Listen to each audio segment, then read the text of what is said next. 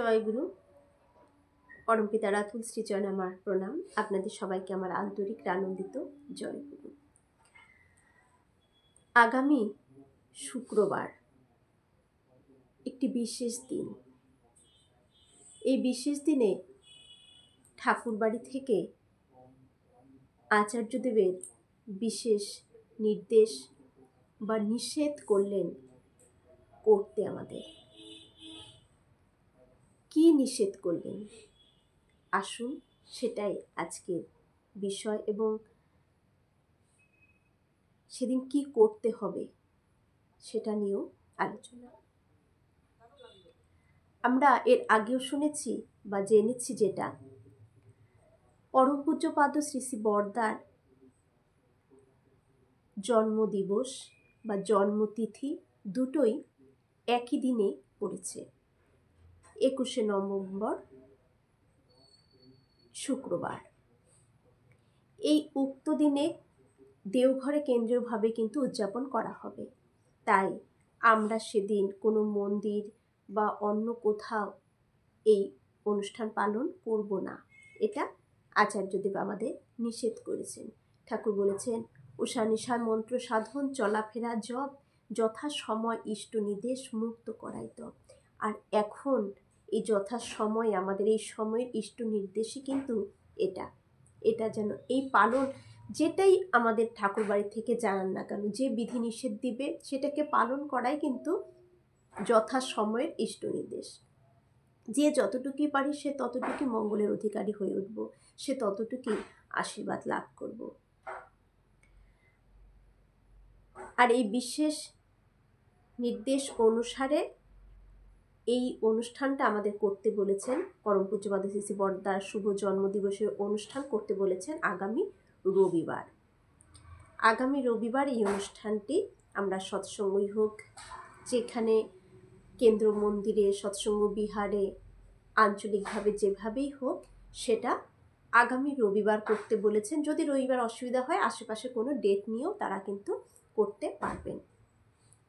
তাহলে আগামী শুক্রবার হচ্ছে পরম পূজ্যপাদ শ্রী শ্রী বরদার শুভ জন্মদিবস এবং জন্মতিথি, যেটা ঠাকুর বাড়িতে কেন্দ্রীয়ভাবে পালন করা হবে।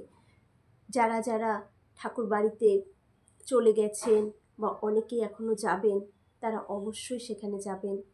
এবং সেদিন যখন একটি বিশেষ দিন, আমরা অবশ্যই কিন্তু এটা আমরা করতেই পারবো, কারণ বিশেষ দিন বাড়িতে আমরা ঠাকুর পুজো দেওয়া, ঠাকুরের ভোগ দেওয়াটা আমরা বরদার উদ্দেশ্যে সেদিন একটু বিশেষ করে কিছু করতেই পারি, কোনো অসুবিধা নেই তাতে। আর তারপর দেখুন বিশেষ দিন সেটা পড়েছে শুক্রবার।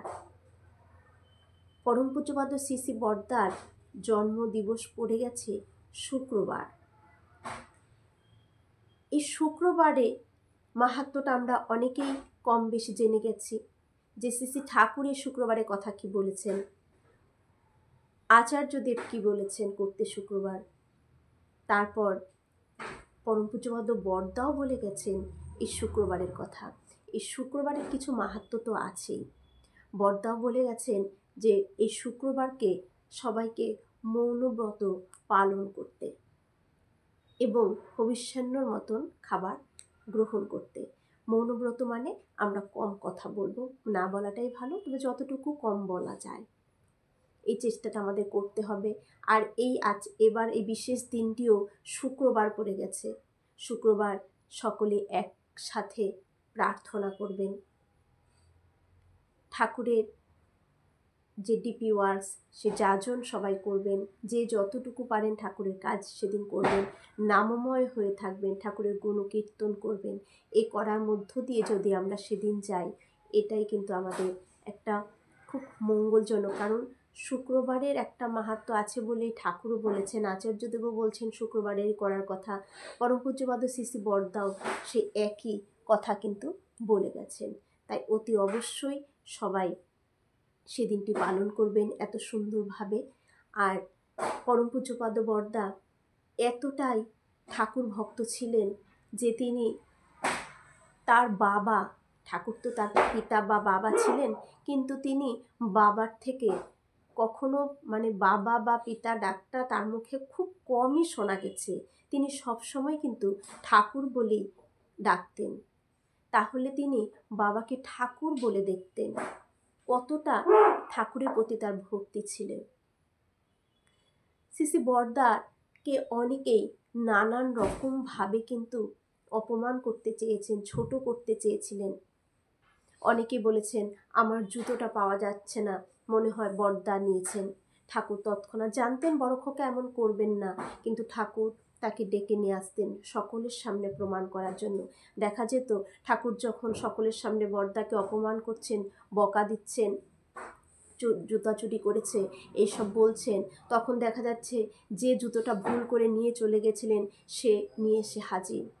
আবার এমন সময় বলে গেছেন যে পরম পূজ্যপাদ বড়দা এক একদিন এক একটা নতুন ধুতি ড্রেস পরে। এটা নিয়ে নানান ধরনের নানান কটু কথা লোকে বলা শুরু করলেন, ঠাকুরের কাছে এসে নালিশ জানানো শুরু করলেন। আর ঠাকুর তো সবই জানতেন, তবুও সবার কাছে প্রমাণ করার জন্য ঠাকুর পরম পূজ্যপাদ বড়দাকে ডাকতেন, কাছে ডেকে বলতেন।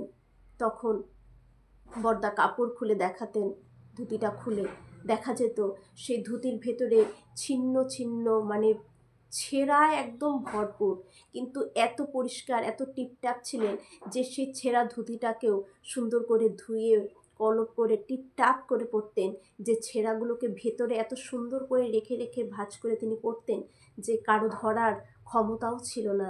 সবাই ভাবতো নতুন ধুতি পরছেন, আর সকলে তখন জব্দ হয়ে যেত। এর জন্য ঠাকুর বড়দাকে সকলের সামনে কত মেরেছেন, কিন্তু বড়দা কখনো তার প্রতিবাদ করেননি। মুখ চুপটি করে, ঠাকুর বলছেন মুখ চুপটি করে, সেটা মিথ্যে হলেও তিনি মেনে নিচ্ছেন, সহ্য করছেন।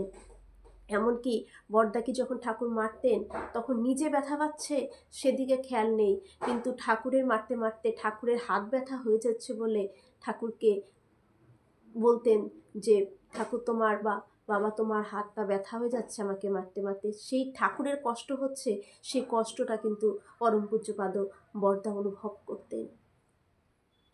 আর সেই দেবতুল্য ঠাকুরের সন্তান পরম পূজ্যপাদ সিসি বড়দা আমাদের তার শুভ জন্মদিবস, শুভ জন্মতিথি শুক্রবার, আমরা যেন তাকে শ্রদ্ধাঞ্জলি জানাই আমাদের এই ইষ্ট কাজ মনোবত পালন করার মধ্য দিয়ে।